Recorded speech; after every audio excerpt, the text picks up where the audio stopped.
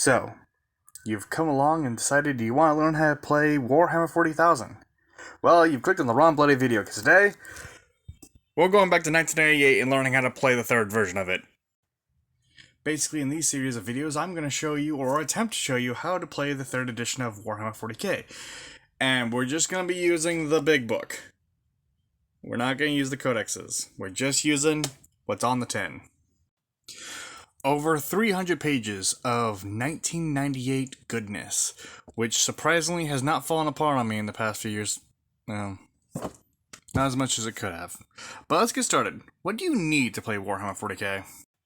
So, what are the bare necessities? What do you need the most in any game of Warhammer? Be it modern 40k, old Hammer, Age of Sigmar, I don't know, Blood Bowl. What do you need the most? 2 or more players. I play solo Hammer. Where am I going to find another player? Uh-oh. Do you want to play Warhammer together? Oh. Okay. Well, after your toys become sentient and start to want to play with you, you're going to need the following. A hard surface to play on. It's basic. Find a table, counter, toilet seat if you're really that desperate. You're also going to want something to actually make sure to protect your miniatures from the table itself or the table from miniatures. Because back in the old days they had metal minis and those things like to chip a lot. You're also going to need some form of terrain. Now, what I have is just some stuff I get from the dollar store, but anything will do. Old boxes, cartons, all kinds of stuff. Just doesn't matter when it's to scale, just make sure there's something to cause for cover. You'll also need a measuring tape. The very basics. Anything that's anything I give you at least 60 inches. Because I believe that's the range of, the longest range of anything. It's mainly meant for movement and for shooting. And finally, the humble D6. Why did you land over there? You guys can't just roll in the center, can you? Alright, but yes, the D6. A handful of these will get you and your friend through most occasions. Now, you might also need other special dice, such as a scatter die. This will determine the location which thing is fired. In that example, whatever is being shot is getting 6 inches towards me, which is not a good sign. And finally, if you're not making up rules, you're gonna need the big book. Because this will teach you everything about how to play the game with your models, the cover you've been offered, and so on and so forth. Alright. In this video, we're going to be discussing characteristics. Because every single one of these little models have little information about how they actually function on the table. So let's get into it. So, we'll be going over the Space Marine's characteristics, which is the bottom line where it says Space Marine. If you can't read, how did you get this far? Now, characteristics do change over editions, so you're going to see some similar ones to Modern 40k and some that don't even exist in Modern 40k. But the first one is weapon skill, which basically is how well the model does in physical combat. Just duking out with, hand-to-hand combat and weapons and stuff. Melee weapons, mainly. Below that is ballistic skill, BS. The bullshit nonetheless. This is how well your model does with shooting stuff. How well it's able to handle its ranged weapon, basically. Then we have strength and toughness. Strength shows how strong your model is, how much they can dish out, and toughness is how much they can take. How much they can take from beatings and shots fired at them. At the bottom, we have wounds. How much damage they can take. Because wounds are funny in older editions, because nowadays we have damage, but wounds are just a static value of how many times they can get shot without, without actually dying. Initiative is something we don't have in Modern 40k. Initiative is basically at what point does the model fight in combat. So, the initiative of a Space Marine is 4, and let's say the orc, I believe, has an initiative of 2 or something lower than that. So in close combat, the Space Marine will go first. Then we have attacks and leadership. Attacks are really simple to understand. It's how many attacks the model has and when it's fighting in close combat. And then finally, leadership, which just shows how much control, stoicism, steadfast, courageous, all that jazz that the character has, or the model. Underneath leadership, we have the save. So, like, how well can it shrug off that autocannon shot to the face? You roll for that with your save. And characters with 0 characteristics cannot actually perform certain tasks. So certain models are just made for like close combat. So they'll have a weapon skill, but they won't have bullet skill because they can't fire a weapon. They just have like melee weapons, and it's kind of common in some models. To finish up characteristics, we're going to discuss units because they're actually subdivided into 4.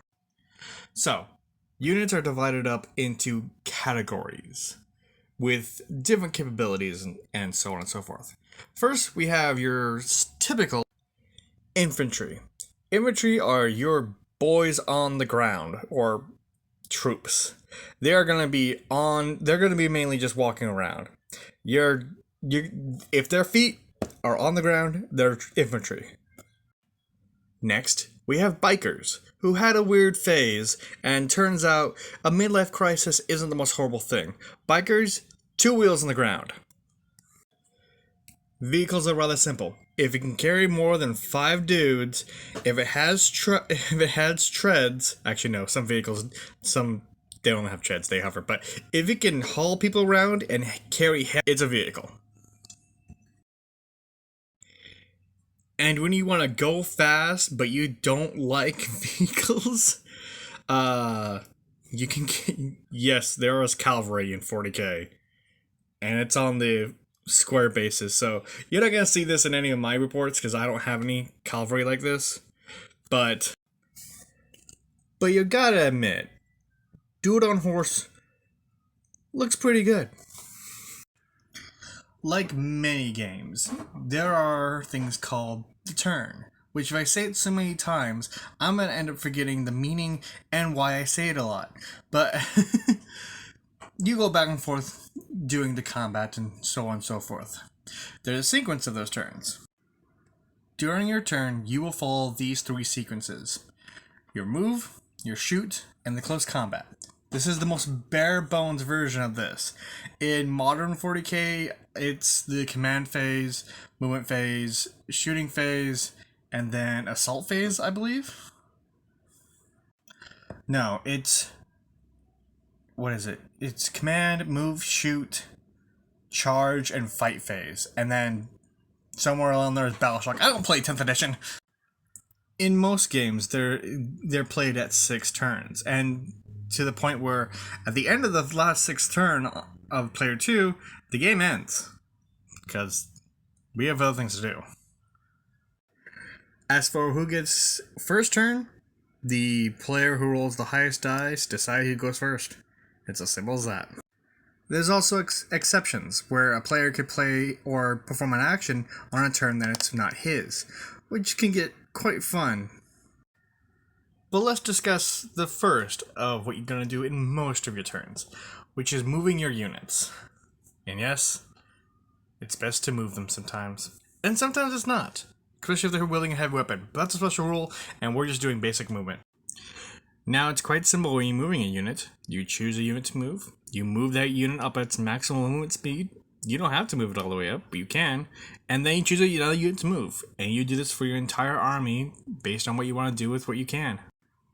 In modern 40k, movement is a characteristics as M, and it's usually described there. But in old Hammer, in 3rd edition, it's a set priority for all models. Warriors on foot, like I said earlier, infantry, all move on 6 inches. And that's it. They can advance, but we're not there yet. So for now, all you need to know is that your little Marine only gets to move 6 in his movement phase. Now, there's moving in a unit, which my friends and some people online hate a lot, or just don't understand. So, you want your unit to stay near itself. If you have a unit of 5 Marines, they have to be at minimum 2 inches from each other. They can't do stuff like this, where they split off in the middle of a movement phase. What is this? You can't do that. They have to stay together. 2 inches. No. Yes. You can even do it like this. But they gotta stay. But yeah. Stay in your group, people. There's also a little blurb about turning and facing, but it's not going to really have much. It doesn't really have much of a penalty, but try to keep your guys moving forward. Next, we have terrain, because we're not actually on a flat board. There are 3 types of terrain. There's normal terrain, like grasslands, crops, hillsides, streets, buildings, gantries, that stuff. There's difficult terrain, sand dunes, loose ash, dense, tangled wood, water deep, what? I'm not playing Dungeons & Dragons. Impossible terrain, steep, slopes, cliffs, high things. That all can affect the way your models move on the table. If it's normal terrain, they can pass without worry. Just keep moving forward. If it's difficult terrain, though, you roll 2d6, and the highest roll is your maximum distance at. And if it's impassable, well, I'm sorry to say this, but the description's in the name. It's impassable. You're not going through it. And then there's, like, charts and just stating what kind of terrain causes what effect. Like, sometimes if you're on a low gravity world, you get plus 1d6 to your movement, which can be fun. Hopefully. This would be kind of fun to play. But like sand, 3d6? Ugh. Don't even start me. Sand. Gets everywhere. So, now that you've moved your Marines into position, they've got to shoot something. They've got those big ol' heavy bolters. They want to unload. So, the first thing you do is the following. Choose your target. Measure the range. Make sure you're in range. That bolter, it only can go so far. Roll to hit. You roll a d6 to determine if your ballista skill can score a value that can beat the targets. Roll to wound. Do the same thing, but rolling your strength versus their toughness. And then remove casualties. Removing casualties is fun. Now, when you choose a target, you gotta make sure you got line of sight. You gotta be able to see the target. Whether it's through the window, through some brush, underneath a tree, you gotta be able to see it. If you can't see it, you're not gonna be able to make your shot. As you can see, only half of the units up here can actually see. So this is partial line of sight. This half of the units can see the Dark Eldar. This one's blocked by a damn whirlwind that, got blown up in turn 1 and now can't move, and behind some rubble, so they can't see the enemy unit, which really sucks for them. Then there's special rules for line of sight through jungle and woods. Since a plant isn't really that much of a terrain blockage, you can see through the shrubs and trees. If you can get 6 inches within them, you're pretty much able to see them. So, open fire. Do note the trees do have they give a cover, so you might not kill them. Next, what you want to do is check the range of your weapon. Now, most weapons, when you look at them, have a little, how far they can fire. Maximum range. For the bolt gun, it's 24 inches. For the shuriken catapult, it's 12 inches. For an orc shooter, I think it's 18 inches. They're not very good guns. There's also moving and shooting, because sometimes it's better not to move, such as when you're using heavy weapons. Heavy weapons don't want to move. They want to settle down, buckle down, and fire. They don't want to be moving around. You're going to hurt someone. Speaking of hurting someone, rolling to hit. This is the first graph you have to memorize when it's playing 3rd edition. You see those numbers at the bottom? Yeah, that's terrifying to me. So the ballistic skill of a Space Marine is 4. So if you want to hit using a Space Marine's ballistic skill, you're gonna want to roll 3. So 4 ballistic skill, 3's to hit, and you're gonna hear to hit a lot when you play 40k, because you're gonna be hearing 3's to hit, 2's to hit, 5's to hit, 6's to hit. Well, not really 6s unless you roll once. But the higher you go, the easier it gets. 10 plus 2 to hit, lovely. So yeah, you grab a handful of dice for the amount of guns in your unit. You roll all of them at the same time. You decide which ones hit, which ones not. Remove the ones that don't, and the ones that do, you get to do the next part. Rolling to wound. This is when you take the strength of your weapon and compare it to the toughness of your enemy. So the bolt gun has toughness 4. That's when you take this chart and you compare it. So if we have a toughness 4 Marine versus a strength 4 Marine against a toughness 3 Hormigaunt, that's 3 to hit. Or a toughness 4 Orc, that's 4 to hit. Although I think Orcs are toughness 5. I don't play Orcs enough. But yeah, this is the chart you use to damage. And you will have to learn how to memorize this chart. If you're playing 3rd edition 40k. If you're playing 4th edition, 5th edition, 6th edition, 7th. They got rid of it in 8th. Now, you've wounded the enemy. It does get to check if it stays alive, though. So, on a roll of a dice, does it come back? Very simple. You roll a d6. Find out if its numbers compared to what you see on the characteristics of the character. So, like, a Tyranid Warrior with a 5-up save, you're not going to last very long. A Tyranid Hormigaunt, that's only a 6-up. That's gone. But a Space Marine with a 3-up save, he might come back. You're more likely to roll a 3 on a d6 than anything else anyway, so he used to be fine. Also, if you're packing Terminator armor, don't even roll. He's fine. They have to roll insane. You might as well just use instant kill weapons. Now, sometimes you might be firing into a unit that has more than one type of toughness value. You just need to allocate the hits before you do rolling the wounds. Let's say you have a barrel war boss, and he's surrounded by a bunch of Gretchen. You kind of want to focus on loading the big guns into the war boss and not into the Gretchen, because the Gretchen are there just for fodder. That war boss needs to survive, so you want to detonate that war boss. Also, the morale check due to casualties getting blown away from enemy fire. We haven't discussed morale checks yet, but we'll get there in due times. But don't worry, they shall know no fear. What if you shoot into an enemy that has more than one wound? Well, I'm glad you ask. Let's go through it. First is a lovely rule that I forgot about entirely when I started replaying 3rd edition, which is a rule which I wish they had in 10th edition. Instant death.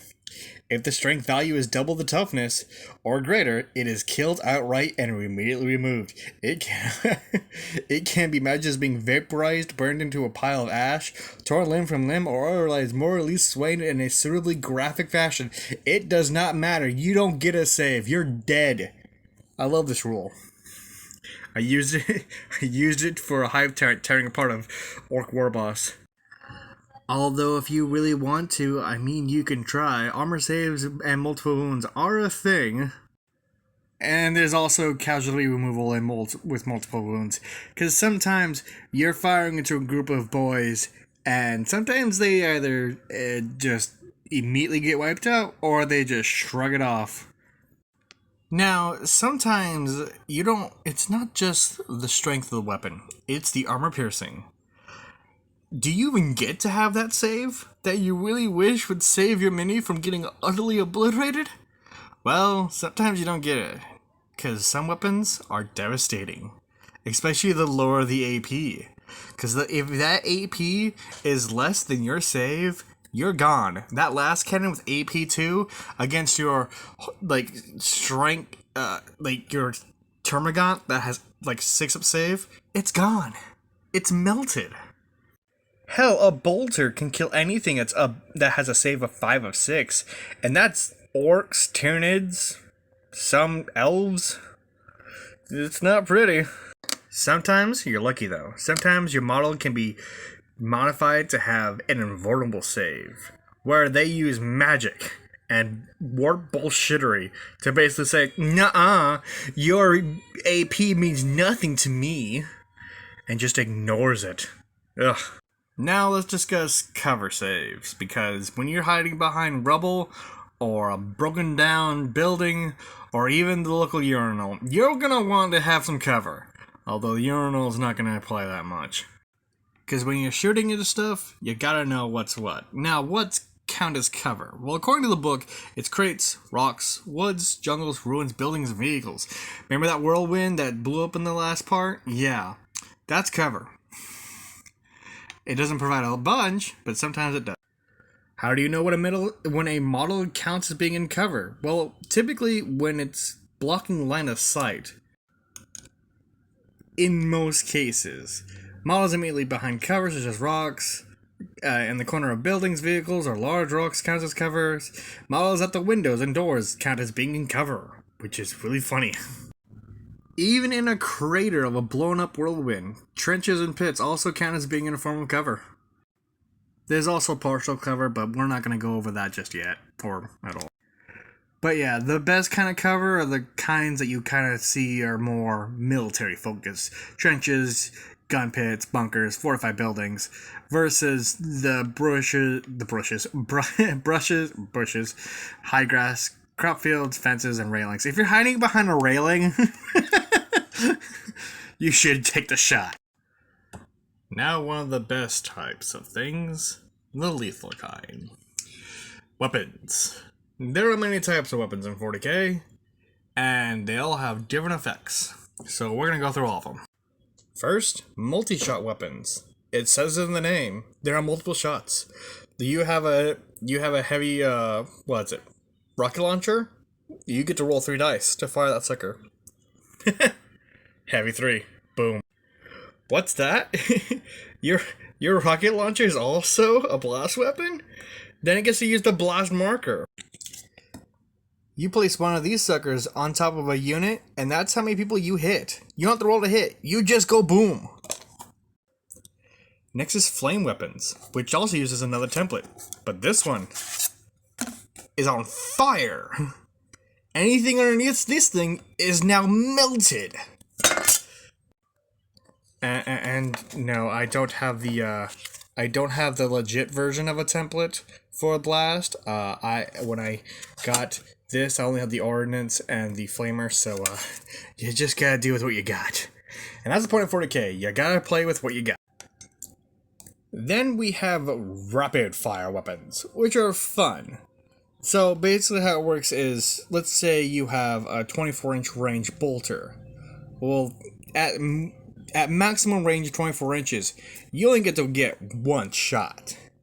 But if you remain stationary and you're within 12 inches, half of that distance, you get 2 shots. If you do move, you only get 1 shot though, so do with that with what you will. But yeah, there are more benefits to staying put. You get to unload more rounds. There's also pistol weapons, but I'm not a big fan of pistol weapons, but you can use them. Plasma pistols are kind of fun. And I brought up not having to move while you fire, and this is an example with heavy weapons. If you move while having a heavy weapon, you ain't firing. Period. You try to fire your heavy weapon while moving, you're gonna hurt yourself. Or you're gonna blow up the tank that's riding next to you. And then there's assault weapons. If you have an assault weapon and you're worried about certain other rules, you can fire it even though you move. You want to shoot that flamethrower? Go ahead. Go right ahead. That flamer is going to unload and destroy a bunch of units.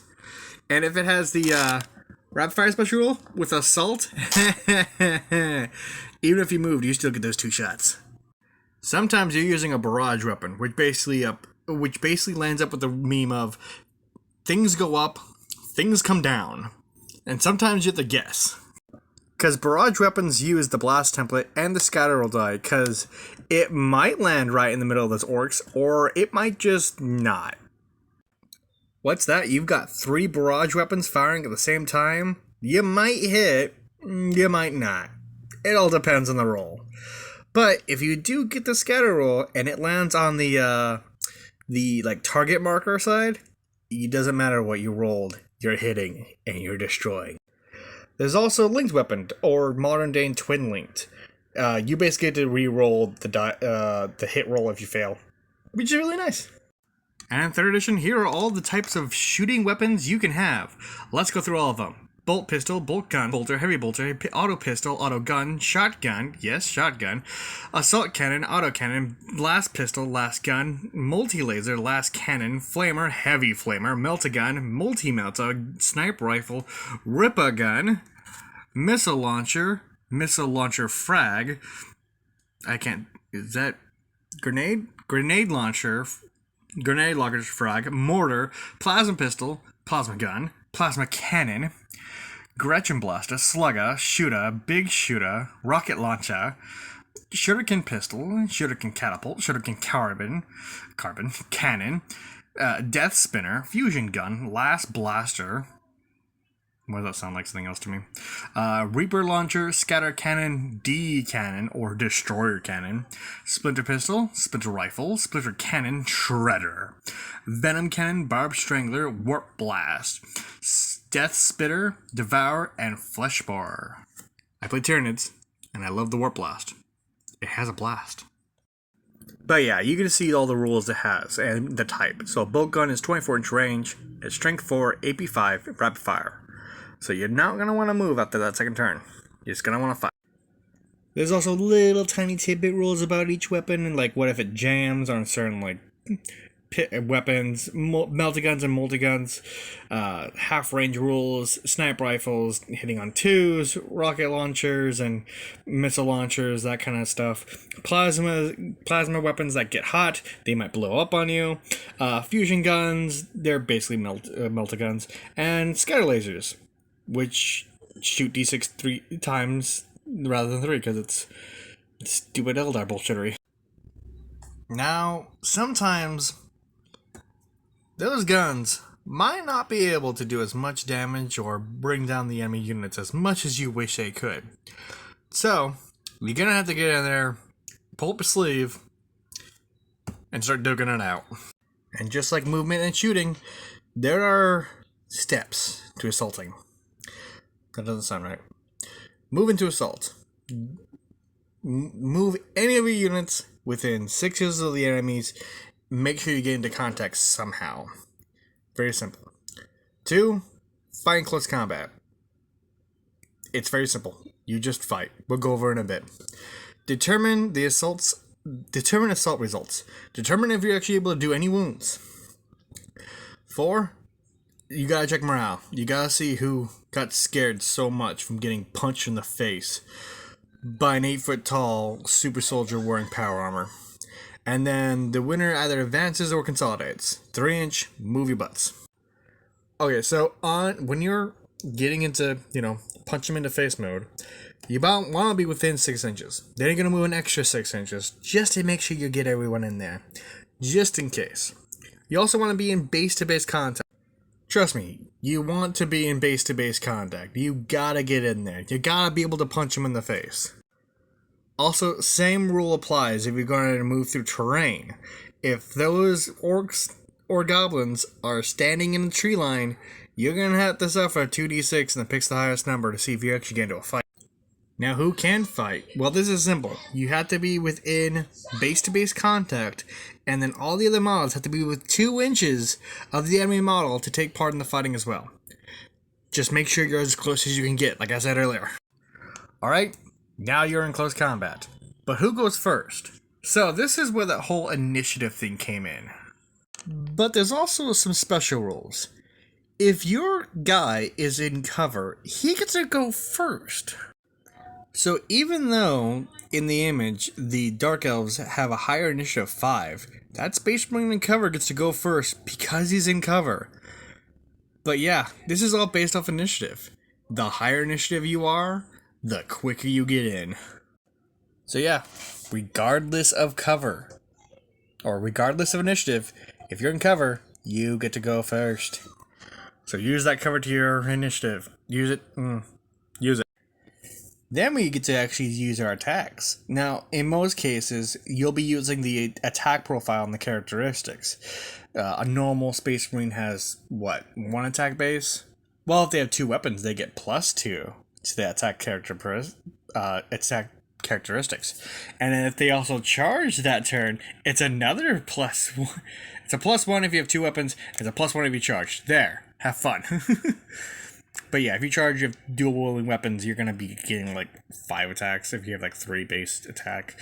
I'm rambling. But yeah, Space Marine Sergeant gets 4 attacks, 2 plus 1 for charging, plus 1 for being armed with 2 close combat weapons. Now, what does he mean by 2 close combat weapons? Well, a pistol counts as a close combat weapon for some reason. But the normal Marine just gets 1 attack, so he'll be fine. Rolling to hit is exactly the same as it is in normal shooting. The chart is just a wee bit different. Because when you're using your weapon skill, the highest you can roll is a 5+, and the lowest is a 3+. If you're trying to hit something and you're not gonna have a good time. It's the exact same for wounding, because you're comparing the strength against toughness. Actually, I think it might be the same chart. Yeah. Also, remember to allocate those wounds correctly. You don't want to send your big bad dude with a giant sword into combat and just be killing Gretchen while the big ol' war boss is about to smash you with his giant power claw. But yeah, you just roll your d6s to figure out whose strength versus whose toughness, and you find out who's greater. You also get your normal armor saves in most cases. Hopefully. Also, note, cover doesn't provide any extra protection during combat, like it does during shooting. And just like during the shooting phase, there's also special rules when it comes to close combat weapons and attacks. For one, the Power Fist or Power Claw. This thing doubles the strength of the users to a maximum of 10. You have a strength 5 weapon, give it a Power Fist or Power Claw, that's a strength 10 weapon. And it ignores armor saves. Only one downside. It straight slash during close combat. So it doesn't matter if it has a really high initiative, it's gonna be last. Next is a power weapon. And unlike the Power Fist or Claw, this thing doesn't it doesn't really have to worry about the whole it has to fight last thing. This thing just straight up ignores the armor saves. Yeah, it might be weaker, but you're getting damage done. Sometimes you don't get a fancy sword or a fancy pair of gauntlets. You just got that club that your friend gave you, and it gives you no benefits. Sorry. Also, some blur about frag grenades, but I don't really use frag grenades because that's silly. Also, some monstrous creatures just ignore your armor saves. I'm sorry, you're a big tanky freaking Terminator who has a 2+ armor save. Carnifex, crush him. When you remove casualties, you gotta remove them, the ones that are in base-to-base contact, because they're the ones getting the, punched in the face. After beating each other up, how do you determine who won the fight? Well, you basically do numbers. Total up the number of wounds inflicted on each side, and see who's the winner there. Whoever has the most wounds takes whoever has the most wounds lost take a leadership test. And then we'll get through. If one side loses, if one side is completely destroyed, the other side wins automatically. There's also tiebreaker scenarios, but they're kind of rare. But they're based on the moral high ground, which I have none. And then the loser has to take a morale test. 2d6 against your leadership minus the amount of wounds lost. Some armies don't have to worry about this, such as Space Marines, who we shall know no fear. And there's also the Orc Wog, which basically gives them a buff to that roll. What's that? The enemy is falling back because they failed morale? Guess what? Time to advance! The victors the victors get to move 2d6 directly towards the withdrawing enemies. If their roll greater than their enemies, the fallback is caught and destroyed. Damn. There's also a little blurb about doing it in difficult terrain, but don't worry about that. Just use the last rule, where you scare them off the table's edge. There's also swooping advance, which basically means you catch up with them so bloody quick, they don't know what the hell they're doing. After you've completely destroyed your enemy, you can consolidate 3 inches in any direction. If you somehow were not able to defeat the enemy, and they're still standing while you are dealing with their BS, then yes, they're just gonna have to sit there and wait for the next turn to start annihilating them. Also, if multiple units are fighting in the same unit, it's the same thing. You add up the number of wounds to decide the victor, which can be quite intense. Also, here's a little blurb about shooting in close combat, but I wouldn't try it. What's that? Your unit of Space Marines just took Orc Daka to the face. Well, luckily for you, we have leadership tests. We talked about this earlier, but taking leadership is actually relatively easy. You roll 2d6 and compare the score, and see if you lost based on the modifiers we're going to discuss shortly. Now, why should you take any kind of test? Infantry units normally take morale checks during these situations if they take 25% or more casualties in the shooting phase. So if you're a 5-man squad of Marines and you lose 2 guys during the shooting phase, you're gonna have to take a test, mate. If you were defeated in close combat during the assault phase, you gotta take a test, mate. If a taser breaks through their line, you gotta take a test. The first one's enemy fire. You've lost 25% of your units to gunfire. You get -1 to your leadership stat. But you'll be fine. This usually doesn't get... You'll be fine. Now, during the assault phase, if you're losing, you're gonna have some difficulty. If you lose 50% of your starting strength, it's -1. Also, these don't stack. You just take whichever one's, like, purview to your situation. If your losing side is outnumbered by the opponent, -1. If you're outnumbered 2-1, -2. 3-1, -3. You get it. Now, let's say you're those poor Dark Eldar shooting into a whirlwind from earlier. You're going to have to take a tank shot because they almost ran you over. Just saying. You'd run too if you saw a tank hurtling toward you. But, if you somehow have just been rolling like you should be in Vegas, you're a lone individual that just won't stay down. You have to take a leadership test every single start of each turn. And you know what? They might single-handedly just save the entire fight. But let's say you do have to withdraw from the fight because things are getting out of hand. So, looks like your troops are going to fall back 2d6 inches each turn until they regroup, which isn't so bad. Regrouping is just another leadership test. But yeah, it's a very thin area which you can actually fall back. Don't worry, even while you're falling back, you can still fire. You just can't fire certain things. You're getting assaulted while you're trying to fall back, you're going to need to take a leadership test and regroup, or you're not going to be in good time. You fell back into another deadly unit? Ugh, dude. I'm sorry, that unit's gone. Your fallback unit just got obliterated. Let's say you do fall back, and you're able to successfully regroup. Here's how. First, there's at least 50% of your original strength still remaining. Good chance of regrouping. There's no enemies within 6 inches of you. Still pretty good. And your unit is coherent, which means they're still within 2 inches of each other. Fairly good reason to regroup. Also, if you regroup, try to get to cover as soon as possible. There are some nice benefits to regrouping in cover. Though, failure is always a possibility. Although sometimes you just can't. And sometimes you get one last chance before you're just gone. Now, what about that really special model you painted up just for tonight's game where you've actually named it? We've got characters for you.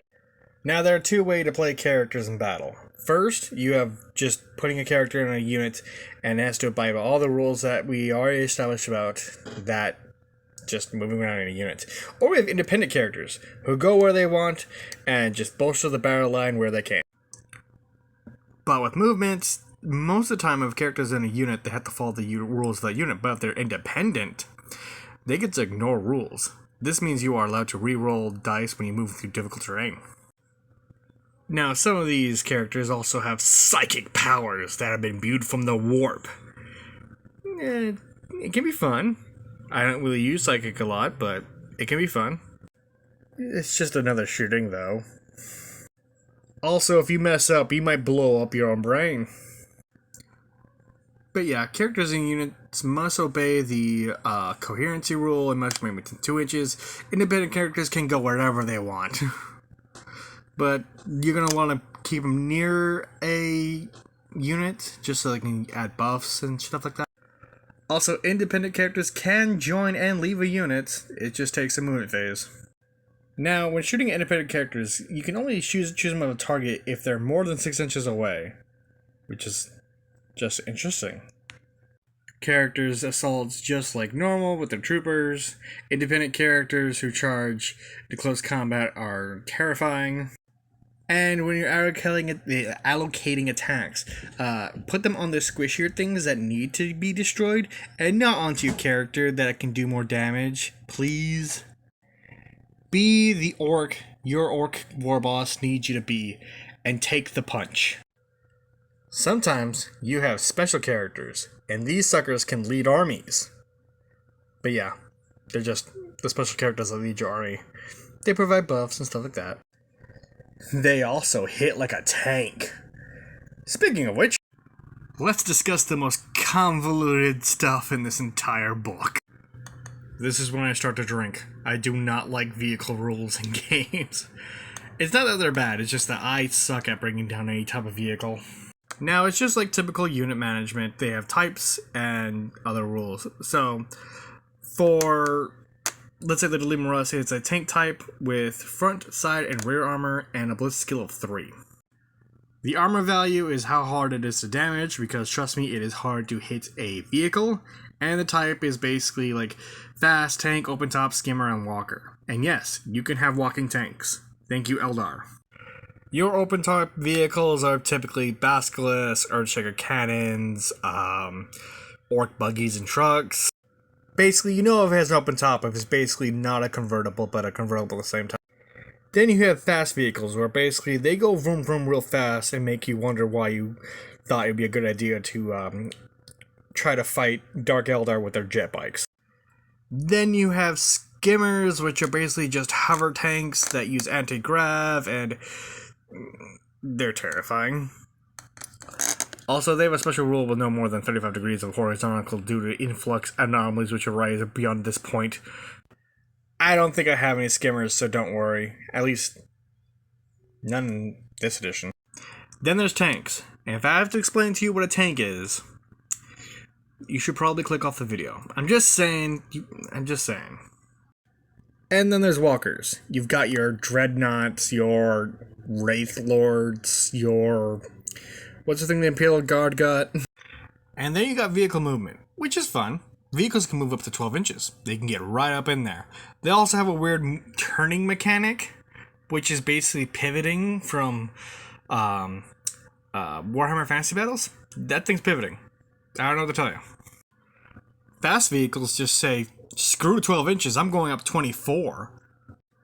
They do have to take difficult terrain on certain like ground features, but it's basically you roll a d6 on a 1, the vehicle's immobilized. On a 2-6 or 2-6, it's completely fine, but don't roll a 1. Skimmers just ignore terrain. They fly right over it. They don't have to care. Just don't end up in difficult or impassable terrain, because you'll be immobilized and then destroyed. Walkers are just taller infantry. They move only 6 inches, and they also have to do the 2d6 difficult terrain. Don't crash into buildings, please. Some vehicles can actually carry troops. There are 2 ways to do this: disembarking and embarking. Basically, in the movement phase, you can basically disembark within 2 inches up to 12, and troops on board may not disembark in the assault phase. Embarking is exactly the same, just doing first. Get to 2 inches, get in there, climb up, mount up, and be off. Ah yes, you have the big cannon. Now fire it. Typically, when you fire a weapon from a tank, you use the blitz skill of the tank. There's also a special rule if the troops inside decide, you know what, let's open fire. Also, when you're shooting, it depends on the mounted weapon's line of sight. So let's say you have a tank that's facing north, but the turret is facing east. It's based on what the turret's facing. Also, if it doesn't shoot, it can fire all of its weapons to its maximum range. If it only moves up like 6 inches, though, it's only one weapon, though. It kind of sucks. Kind of similar things for vehicles with fast vehicles. Move up to 6, they can fire all their weapons. Move up to 12, only fire 1. Moving more than 12, they can't fire at all. They're just gunning it. Walkers don't care. They can always fire 2 weapons regardless of whether they've moved or not. They don't care. And yeah, turrets can be turned and faced without counting other movement, so don't worry about that either. Now we get to the big guns, and I mean big. We don't have a lot of them in the book, but here's what we've got. We've got the Battle Cannon, Demolish Cannon, Griffin Mortar, Earthshaker, and Whirlwind. Oh, there's that Whirlwind. And these ranges are ridiculous. 72, 120, it's only strike 9, but it's okay. AP3 Ordnance Blast 1. And the Ordnance... When you're firing an Ordnance weapon, you don't get the small template that I showed earlier. It's the large template, and this thing can cover entire units. It's scary. But yeah, it's the same rule as the blast weapon, just bigger. Ordnance always shows where it hits, and you don't have to roll for that, so... Well, it depends. It all depends. Because of the partial unit to marker, it's 1 to 3 they're unharmed, 4 to 6 to get hit, yeah, that kind of stuff. And then there's barrages, which are just... I don't play with that, so... I don't have any mortars or anything I can do that, so... You can just read. It could pin you if you're not lucky, so just beware. If, like me, also don't want the tank shootings at you, you can try shooting back at them. It doesn't end well, but you can try. It's essentially the same way as shooting into any other units, it's just bigger and, harder to hit.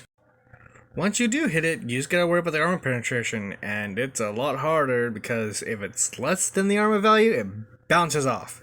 If it's equal, you get a glancing hit, and if it's greater, hell, you're shooting through. So, depending on the size and speeds of the vehicle, it's gonna have different armor values, and it's on the front, the sides, and the rear. And these armor values are what's gonna screw you over. Typically, if you're shooting into a vehicle, let's say you shoot into a land speeder, which has 10 all around, you better hope that you have a minimum strength of 8 on your weapon, so you can at least hit them without having to worry. You at least hopefully hitting them. Even if it's not like a good hit, at least hitting them. Because sometimes when you're fighting against a predator and you're hitting the side armor of 11 and you're fighting with these tiny little witches that only have the maximum strength of like 3, no, you're not, no, what is wrong with you? Stop it. Let's say you do get actually a damage onto the vehicle. Well, let's see what kind of damage you do.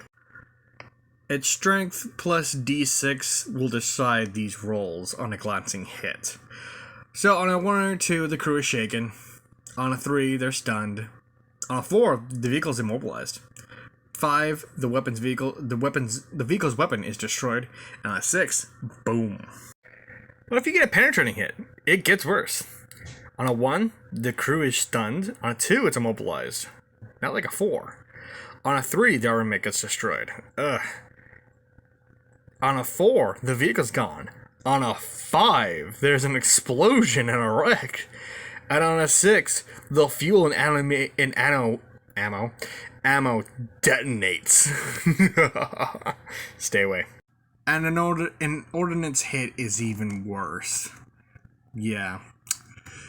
On a 6, the vehicle is blown to pieces by the shot.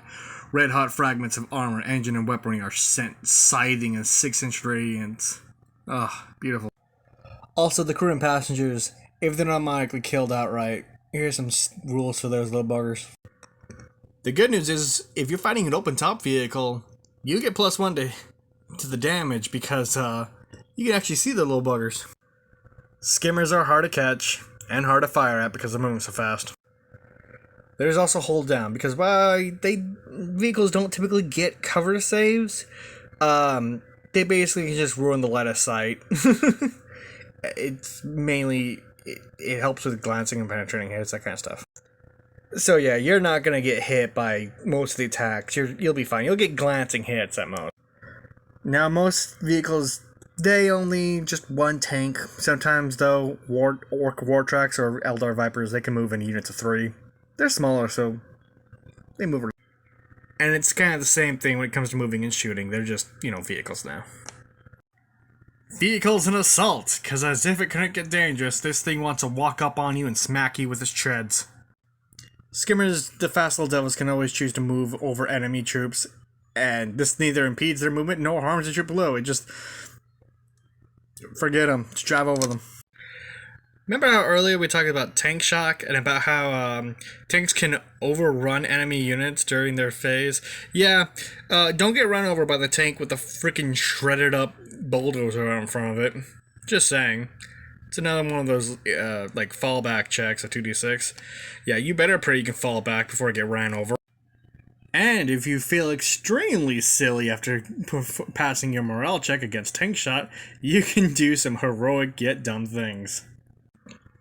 Now, let's say you're feeling really brave, and getting nearly ran over by a tank wasn't, intimidating enough. Let's go fight the tank. Same thing as before, you can move up to 6 inches towards it, and just pray you don't get ran over by it. +1 if they're double armed, +1 if they're assaulting that turn. Yeah, it's gonna be a mess.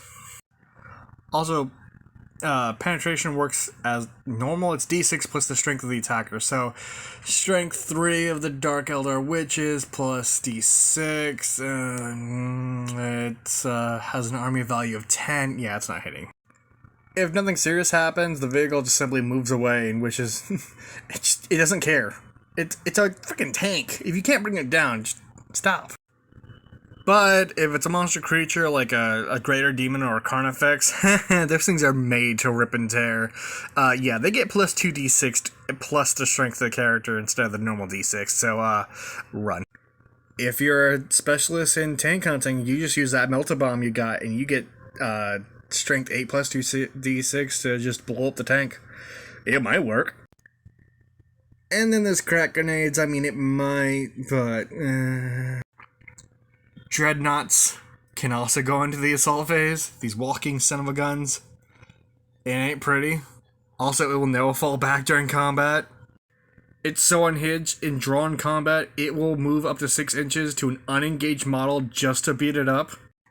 To the point where if a unit has to check morale, the Dreadnought remains in combat because he has no fear. Also, the Dreadnought's close combat weapons double its strength value, ignore armor saves. But it does have to strike. But it strikes according to its normal initiative instead of strike. Yeah, and it moves at normal initiative. So don't get into combat with a freaking Dreadnought; it'll crush you. Even if you immobilize it, it can still attack you. Put it down. I mean, you could put the gun platforms in close combat, but they're simply not very good at it. As for vehicles' morale, it's a special circumstance. Then we've got jump pack troops, which basically means they're coming in from the sky. These things are terrifying. 12-inch movement, can jump to 6 inches during the assault phase, and even 6 more into the enemy. These things can ignore, terrain. Ugh. Although, when you do finally land these suckers, make sure not to roll a 1 or they crash into a tree or get impaled on a rock. They use the normal rules with shooting with their weapons as normal. Sadly, heavy weapons cannot be fired by moving jump packers. Shooting at a jump pack unit is fairly similar. And as for assaulting, 3d6, advance.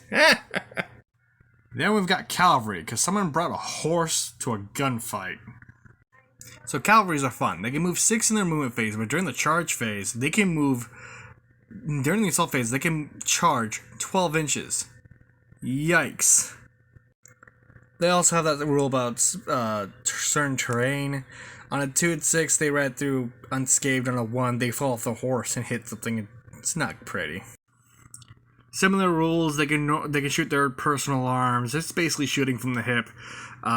Can't fire heavy weapons though. You're moving, can't fire. Shooting at cavalry is just the same. Taking normal saving throws and everything. These suckers advance 3d6, and they fall back 3d6, so not so bad during assault. And finally we have bikes. Bikes have a movement of 12 inches with a 6-inch charge. Not bad, not bad. Once again, don't roll a 1 hazard terrain or the front wheel will get caught on something, you'll go flying forward and the entire thing will crush you. These suckers can fire anything basically off their vehicles, I believe. Yeah, even heavy weapons can be fired from a moving bike. Dear God! When you're shooting on a bike, it's so heavily armored, you get a bonus to the toughness. It's +1, so you're not gonna... You're screwed. Same in the assault phase, they get +1 toughness to their bonus when they're, on armored mounts. Sometimes you just need a dude to help you fire your gun while you drive. It happens. And Eldar jetpacks just cheat at everything. Ugh. And just like that, that's how you play Warhammer 3rd Edition. But, we didn't roll any dice. You just sat there and read from a book. When did we get to play? Well, I have several videos in a playlist that you can watch all the videos where I played 3rd Edition, some of 10th Edition. So I just sat here and listened to you talk for 2 hours. It wasn't that long. I miss your old content. Anyway, thank you for watching. Like and subscribe if you liked the video, and I'll see you guys in the next video. Bye!